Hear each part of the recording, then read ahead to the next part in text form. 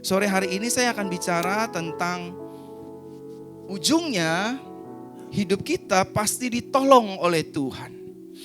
Sekali lagi saya ulangi, tema khotbah saya sore hari ini berjudul ujungnya hidup kita pasti ditolong oleh Tuhan. Apapun masalah yang sedang kita hadapi, apapun tantangan yang sedang kita hadapi, apapun beban berat hidup yang sedang kita alami, percayalah ujungnya hidup saudara dan saya yang akan ditolong oleh Tuhan. Ujungnya rumah tangga kita yang akan ditolong oleh Tuhan. Ujungnya pekerjaan kita yang akan ditolong oleh Tuhan. Ujungnya bisnis kita yang akan ditolong oleh Tuhan. Karena memang ini janji kebenaran firman Tuhan. Di saat umatku tak berdaya, mereka tidak mengalami jalan baik. Mereka berhadapan dengan pintu yang tertutup dan jalan yang buntu. Aku yang adalah Tuhan akan turun menolong setiap umatku. Yang setuju kasih tepuk tangan bagi Tuhan. Tepuk tangan yang jauh lebih meriah Bapak Ibu. Ujungnya Tuhan akan menolong kita. Dan ini bukan mudah-mudahan, tapi ini pasti. Walaupun mungkin kita sering takut, gemetar, khawatir, bimbang dan lain sebagainya. Percayalah firman Tuhan tidak bisa gugur dengan keadaan fakta. Firman Tuhan tidak bisa dikalahkan dengan kenyataan. Meskipun sering kali saya ulang-ulang dalam khotbah saya, memang kenyataannya susah, uangnya lagi tidak ada. Percayalah, Tuhan tidak bisa dikalahkan dengan fakta. Waktu saya berdoa tadi di tempat kursi saya pejamkan mata. Waktu saya lagi muji-muji, enak muji-muji Tuhan, kan saya diri tadi. Tiba-tiba Roh Kudus suruh bilang saya, kamu duduk, saya mau ngomong sama kamu. Akhirnya saya duduk saudara. Roh Kudus ngomong gini, manusia itu Verona, termasuk kamu, kita semua. Ini Roh Kudus yang ngomong sama saya. Manusia itu dibatasi ruang dan waktu. Dibatasi target. Semua kita dibatasi. Bayar cicilan ada targetnya. Bayar hutang ada targetnya. Mau bisnis ada targetnya. Nah target ini, ruang dan waktu inilah yang membuat akhirnya hidup kita tertekan. Nah banyak orang lupa, aku ini Tuhan adalah roh. Sama-sama katakan dengan saya, Tuhan adalah roh. Yesus adalah roh. Meskipun 2000 tahun yang lalu dia pernah menjadi manusia, tetapi sejatinya dia adalah roh. Amin. Tuhan adalah roh. Kalau saudara ingin menang dengan ruang dan waktu tersebut, saudara harus menyatu, bersekutu, manunggal dengan roh itu. Jadi satu. Saudara pasti menang, bahkan lebih daripada pemenang. Amin. Boleh tepuk tangan buat Tuhan. Saya dapat revelation yang baru, hikmat yang baru, pewahyuan yang baru. Iya juga ya Tuhan, iya. Dan seringkali manusia kalah di ruang dan waktu. Udah gak ada jalannya, udah gak ada pintunya, udah gak ada uangnya, udah gak ada caranya. Itu berbicara tentang ruang dan waktu. Tapi waktu tangan Bapak Ibu Saudara dipegang Tuhan.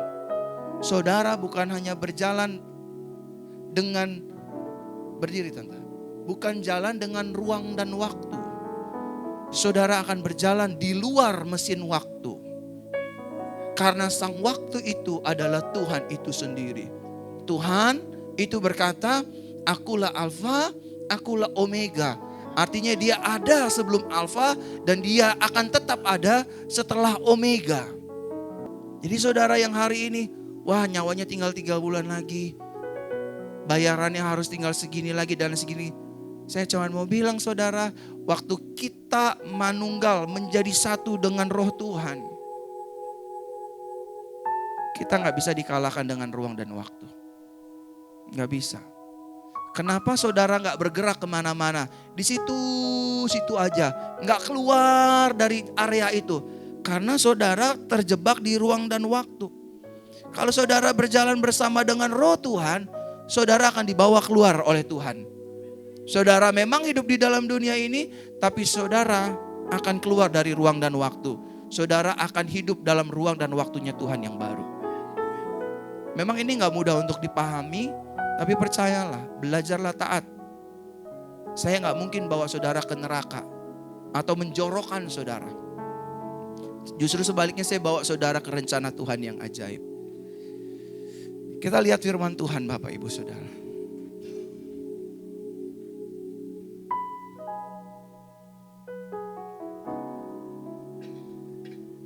Lukas 8 ayat 22 sampai 25. Berhembuslah Roh Kudus di tempat ini.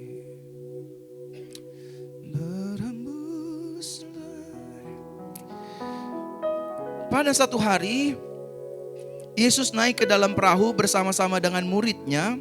Dan ia berkata kepada mereka, marilah kita bertolak ke seberang danau. Lalu bertolaklah mereka. Dan ketika mereka sedang berlayar, Yesus tertidur. Sama-sama katakan dengan saya, Yesus tertidur. Sekonyong-konyong turunlah taufan ke danau, sehingga perahu itu kemasukan air. Dan mereka dalam bahaya. Maka datanglah murid-muridnya membangunkan dia, katanya, Guru, Guru, kita binasa.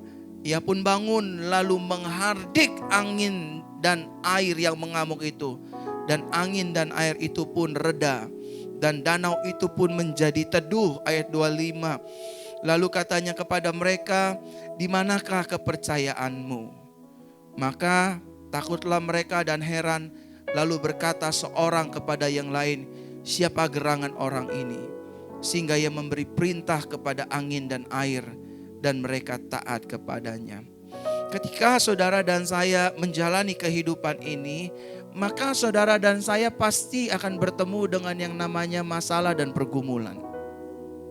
Setuju gak? Saya ulangin sekali lagi. Ketika saudara mulai bangun pagi hari, jalan dari sini, start hari Senin besok ya. Senin jalan, kerja, usaha, bisnis. Suka gak suka, terima gak terima, saudara dan saya dalam menjalani hidup ini, kita akan bertemu dengan yang namanya pergumulan dan masalah. Setuju gak Bapak Ibu? Ada aja masalah, ada aja pergumulan. Baik dalam keluarga, rumah tangga, kesehatan, pelayanan, apalagi kantor, bisnis, kehidupan sosial. Kita akan bertemu yang namanya pintu-pintu masalah, pintu-pintu pergumulan, pintu-pintu tekanan kehidupan, dan lain sebagainya. Keuangan, cicilan, dan lain sebagainya. Kita akan berjumpa dengan yang namanya masalah. Saudara dan saya akan bertemu dengan yang namanya pergumulan. Tapi satu hal yang perlu saudara dan saya ingat baik-baik, yang perlu saudara dan saya tanamkan baik-baik, masalah boleh ada, rintangan boleh ada, pergumulan boleh ada, Yesusmu dan Yesusku tidak meninggalkan hidup kita sedetik pun. Dia ada bagi kita, dia pasti menolong kita, dia pasti membuat kita sanggup dan berhasil melewati masalah demi masalah. Yang setuju kasih tepuk tangan yang meriah bagi Tuhan. Bapak Ibu,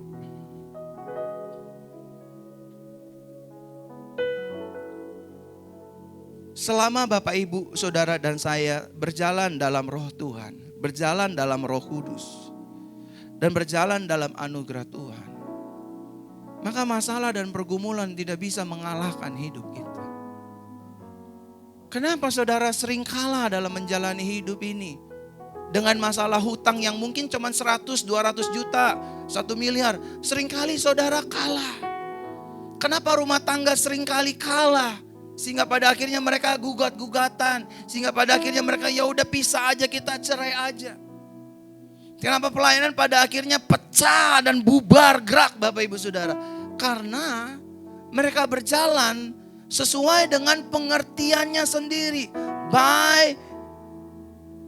Dengan understandingnya sendiri Bapak Ibu Saudara.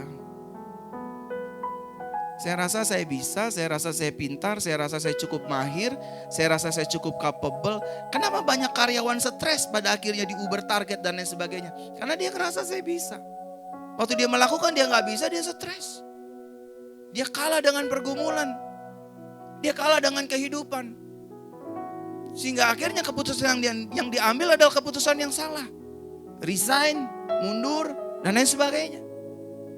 Saudara kalau gak mau capek, kalau saudara gak mau kok gini-gini aja ya. Kok Tuhan kayaknya gak dengar doa saya. Kok Tuhan kayaknya diem, kok kayaknya Tuhan jauh. Bukan Tuhannya jauh, bukan Tuhannya yang gak dengar. Saudara hidupnya terjebak di dalam ruang dan waktu. Coba saudara, seperti saya pakai jas nih. Biar saya gak ngap, coba saudara buka kancingnya. Izinkan Roh Kudus yang menuntun. Izinkan anugerah yang membimbing. Maka saudara gak perlu effort. Saudara gak perlu bekerja seperti orang yang gak kenal Tuhan. Saudara melangkah 1 kali, Tuhan akan melangkah 10 kali di depan saudara. Kalau Roh Kudus, kalau anugerah yang menuntun dan membimbing kita. Saudara cukup datang ke kantor, kerjakan bagian kita, Roh Kudus yang akan promosikan kita. Saudara cukup ketemu partner bisnis, ngomong yang benar, jujur, Roh Kudus yang akan menggerakkan hatinya. Anugerah yang akan membuat segala sesuatunya berhasil. Kalau saudara mau jalan sama Roh Kudus dan anugerah.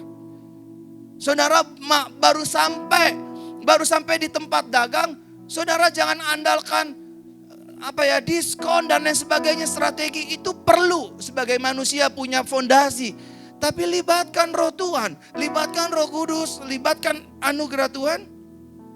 Maka saudara akan melihat dan merasakan apa yang gak pernah kita lihat, apa yang gak pernah kita dengar, apa yang gak pernah timbul dari hati manusia. Jauh lebih dari apa yang kita doakan, itu yang Yesus sediakan. Tepuk tangan bagi Tuhan. Nah Bapak Ibu Saudara terkasih dalam Tuhan, ternyata saya pelajari yang namanya masalah, yang namanya pergumulan, yang namanya tantangan kehidupan, itu sebagai sebuah sebuah media yang bisa dipakai. Sekali lagi saya ulangi, yang namanya masalah, pergumulan, tekanan kehidupan, itu sebagai media yang bisa dipakai. Nah, yang bisa memakai masalah, pergumulan, dan tekanan kehidupan ini sebagai medianya adalah, yang bisa memakai media masalah, pergumulan, dan lain sebagainya ini hanya ada 2 pribadi. Yang satu Tuhan, yang kedua setan. Saya ulangi sekali lagi. Masalah, pergumulan, tekanan kehidupan adalah media yang bisa dipakai. Yang pertama oleh setan, yang kedua oleh Tuhan. Sampai sini saudara setuju gak? Saya kasih contoh nih.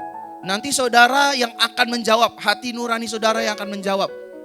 Ya, saya sebagai gembala hanya memberi makanan rohani dan mendoakan seperti tadi. Yang pertama, media ini dipakai oleh iblis Bapak Ibu. Media ini dipakai oleh setan. Di tangan iblis, masalah dan pergumulan digunakan untuk membuat hidup kita tertekan dan putus asa. Jawab dengan hati saudara. Gak usah dengan mulut, jawab dengan hati saudara. Kalau saudara sampai ada di level yang namanya tertekan dan putus asa, nah berarti masalah pergumulan ini sedang ada di tangan iblis untuk hidup kita. Saya ulangi sekali lagi. Kalau hari-hari ini saudara sedang merasakan ketertekanan dan putus asa, baik itu dalam masalah keluarga, rumah tangga, bisnis, pelayanan, dan lain sebagainya, berarti Tuhan, the Lord of the problem adalah iblis. Kalau sampai saudara tertekan, apalagi maju satu level lagi, putus asa, berarti saudara ada di bawah kendali pribadi ini. Yang kedua, yang pertama tadi tertekan dan putus asa ya. Yang kedua, di tangan iblis, masalah dan pergumulan digunakan untuk membuat hidup kita pada akhirnya ragu dengan kuasa Tuhan.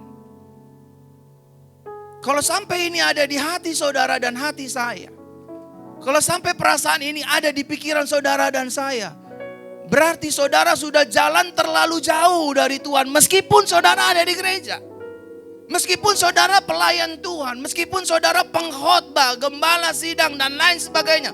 Kalau saudara takut, khawatir, bimbang, bingung dengan pergumulan yang membuat kita pada akhirnya ragu akan kuasa Tuhan, berarti kembali yang kedua, saudara sedang ada di zone the devil. Saudara ada di zonanya iblis. Hati nurani saudara yang bisa menjawab. Saudara bisa cross check, check and recheck, check and balance. Tadi yang pertama, kalau sampai saudara tertekan dan putus asa, maju satu level lagi, kita benar gak sih Tuhan tolong? Betul gak sih Tuhan buka pintunya? Benar gak sih Tuhan buka jalannya? Benar gak sih saya dipromosikan? Betul gak sih gereja ini bisa beli tanah? Jemaatnya cuma 200-300, persembahannya cuma segitu, perpuluhan cuma segitu, benar gak sih? Kalau saya sampai ragu Bapak Ibu Saudara, dan biasanya iblis bilang begini, gak apa-apa kan manusia, itu wajar kok. Nah selesai udah, selesai saudara. Saudara masuk lebih dalam lagi dalam zona ini. Padahal Tuhan mau bawa saudara dan saya masuk ke zona yang bukan ruang dan waktu. Beyond.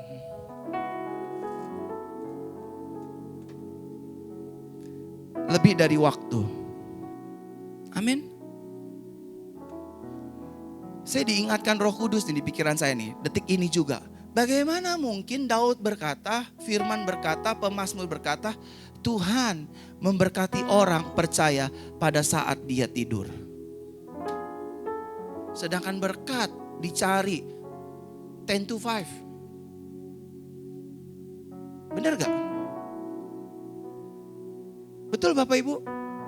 Orang semua harus bertanding bekerja, cari uang. Tapi Tuhan memberkati orang percaya pada saat dia tertidur. Bukan berarti harus malas dan pengangguran, gak gitu konsepnya. Waktu engkau mengerti Tuhan di pihak kita, Tuhan yang akan berkati kita. Yang ketiga, di tangan iblis, masalah dan pergumulan digunakan untuk membuat hidup kita pada akhirnya kecewa dengan Tuhan. Benar gak Bapak Ibu? Kecewa. Awalnya kecewa dengan manusia. Awalnya kecewa dengan pelayanan.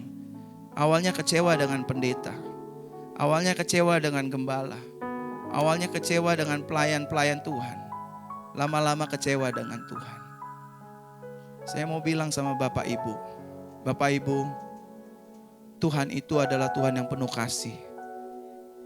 Saudara dan saya pernah ngaca gak sih di kaca yang besar? Pernah gak ngaca di kaca yang besar? Seberapa sering kita buat salah dan buat kesalahan? Seberapa sering kita melukai, jangan ngomong melukai hati Tuhan deh. Melukai diri kita sendiri. Kita sembarangan sama hidup kita sendiri. Kita gak jaga hidup kita sendiri. Kita gak rawat diri kita sendiri. Seberapa sering kita lakukan itu Bapak Ibu? Halo? Kalau saudara dan saya ngaca di kaca yang besar, kita pasti akan berkata, saya gak pantas kecewa sama Tuhan. Saudara, kalau kita harus melewati pergumulan demi pergumulan, itu bukan berarti Tuhan diam. Jangan-jangan ada something big yang Tuhan ingin beri buat saudara dan saya. Cuman level iman kita masih kekanak-kanakan. Kita masih selalu maunya now and today, tomorrow, now and today, tomorrow. Bahkan di tengah-tengah kematian sekalipun Yesus berkata kepada Maria dan Marta kepada pesuruhnya, Lazarus orang yang kau kasih itu udah mati Tuhan. Oh gak apa-apa, kita tinggal 2 hari lagi aja. Mati gak loh Bapak Ibu? Saya nih Bapak Ibu, kalau saya sampai sama istri saya, kalau lagi bergumul apapun, kalau sepertinya kayak Tuhan gak tolong gitu, saya ingat ayat ini. Orang yang sakit bahkan mati aja Tuhan bilang gak apa-apa, tinggal 2 hari lagi. Tapi ujungnya dia tolong, dia datang, dia bangkitkan tuh manusia. Tepuk tangan Bapak Ibu. Jadi Yesus coba untuk di deadline Bapak Ibu. Yesus coba untuk ditaruh di ruang dan waktu. Kalau kamu gak datang guru, orang yang kamu kasih ini bisa mati. Tapi Tuhanmu dan Tuhanku gak terprovokasi tuh. Sakit ya, aduh kita doa ya dalam nama Yesus biar bangun, biar sembuh. Yesus enggak, udah tahan, tunggu 2 hari. Kalau kita gak deket-deket Tuhan, gemeteran tuh lutut Bapak Ibu. Kita lagi mau bayar utang, kita lagi mau bayar cicilan dan lain sebagainya. Duitnya belum ada. Kita aduh Tuhan, kita udah doa 2 bulan, 3 bulan. Tuhan ada gak sih? Tuhan ada gak sih? Tuhan cuman bilang sama semua para malaikatnya, kasih diam Jo, biar dia doa 2 hari lagi.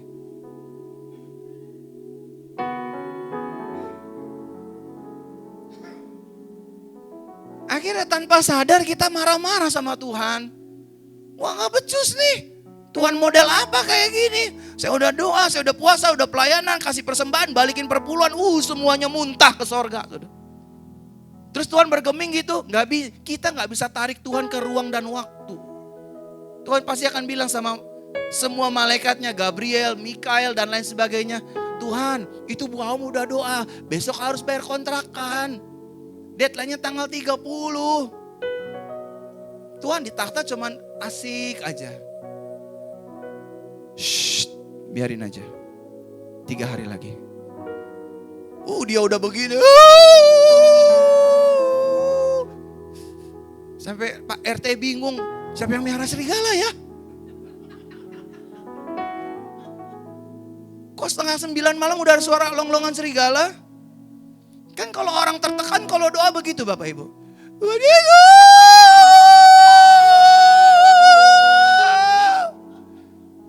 Coba tanya Pastor Michelle, orang yang sering naik gunung.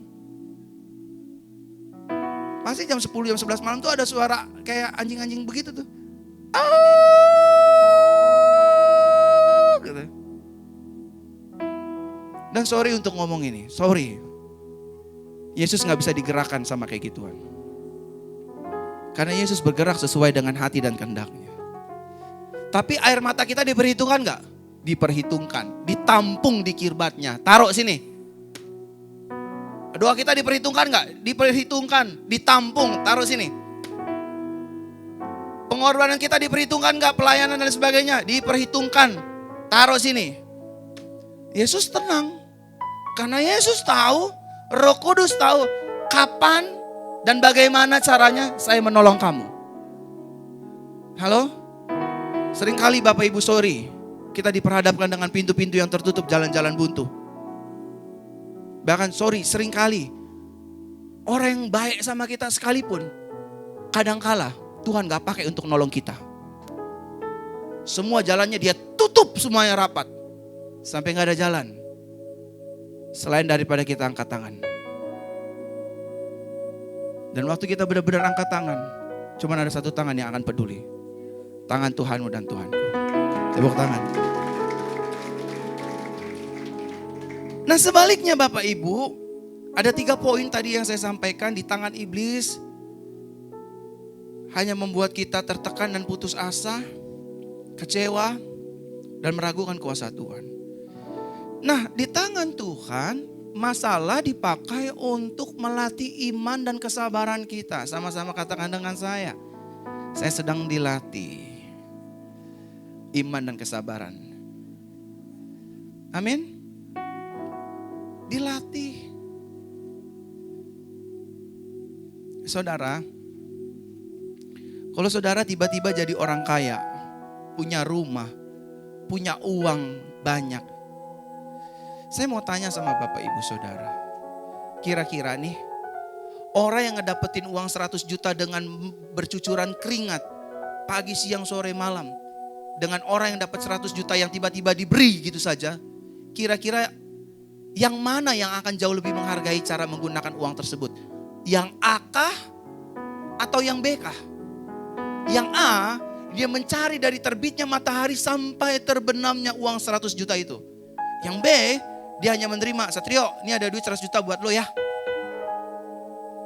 Nah kira-kira Bapak Ibu Saudara, orang yang mana, yang A atau yang B yang menggunakannya itu dengan penuh rasa tanggung jawab?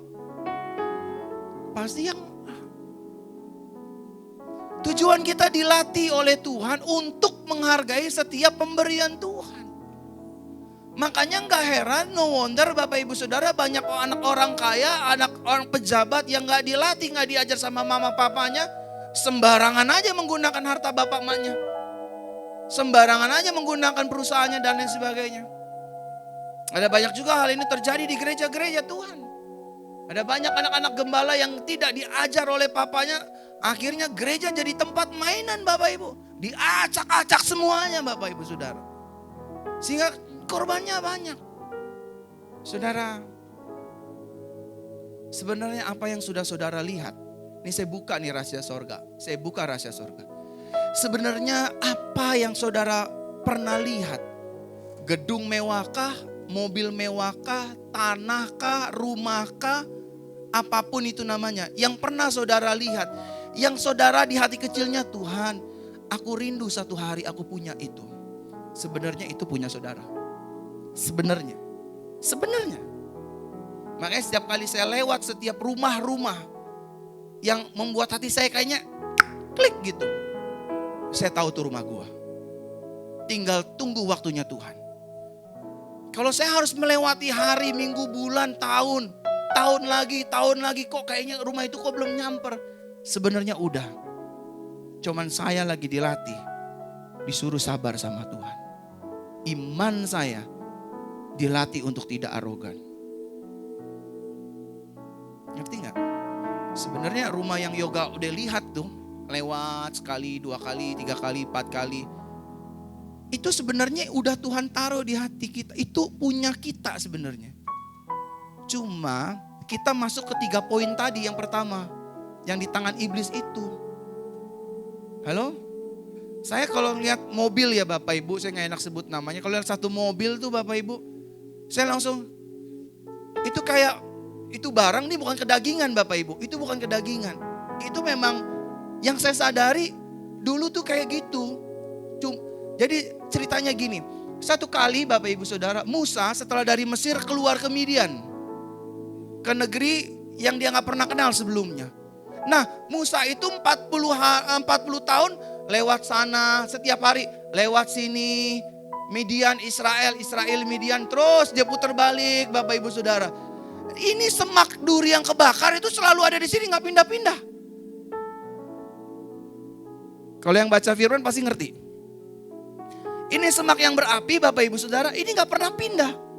Nah Musa itu lewatin sehari, pasti pernah nengok ke situ. Saya yakin 2 hari pasti pernah nengok ke semak yang sama. 3 hari, setelah 40 tahun Bapak Ibu Saudara, dia lewat semak yang sama, momen yang berbeda, Tuhan nyatakan kuasanya. Tiba-tiba semak itu nyala dengan api. Mungkin dalam pikiran Musa, ini kan semak sering gue lewatin. Betul gak? Demikian juga dengan berkat saudara dan berkat saya. Yang saudara mungkin selama ini pernah lewatin. Ya Bapak Ibu, itulah berkat saudara dari Tuhan. Makanya, tapi kalau misalkan saudara udah suami istri ngeliat perempuan lain tuh mah gila namanya. Oh ini yang dimaksud khotbah pendeta gue nih. Gila, belaga gila itu. Yang kedua, yang terakhir. Di dalam tangan Tuhan, masalah dan pergumulan dipakai untuk mengajar hidup kita. Untuk melihat penyertaan dan pembelaannya. Saudara, kalau saudara lagi bergumul, saudara lagi hadapin masalah, tantangan, jangan lekas-lekas ditengking dalam nama Yesus. Dalam nama Yesus aku tengking, jangan-jangan. Selain dia ingin melatih iman dan kesabaran kita, jangan-jangan Tuhan ingin melihatkan kuasanya yang besar dalam hidup kita. Saudara yang ingin beli rumah, saudara yang ingin kepengen punya rumah dan lain sebagainya. Kok kayaknya lama, kok kayaknya gagal. Jangan-jangan Tuhan ingin kasih lihat bagaimana cara Tuhan menyertai hidup kita dan membela hidup kita. Siapa yang diberkati oleh firman? Ingat ya, kalau saudara sampai tertekan dan putus asa, berarti saudara sudah jauh tuh dari lainnya Tuhan ya. Saudara sampai kecewa, saudara sampai ragu, berarti masalah dan pergumulan itu dalam tangan iblis. Tapi kalau saudara dalam menghadapi pergumulan, masalah dan lain sebagainya, bilang Tuhan lagi latih iman saya. Tuhan lagi ajar saya untuk sabar. Dan Tuhan ingin memperlihatkan penyertaan dan kuasa Tuhan dalam hidup saya. Amin Bapak Ibu. Tuhan berkati kita, kasih tepuk tangan buat Tuhan.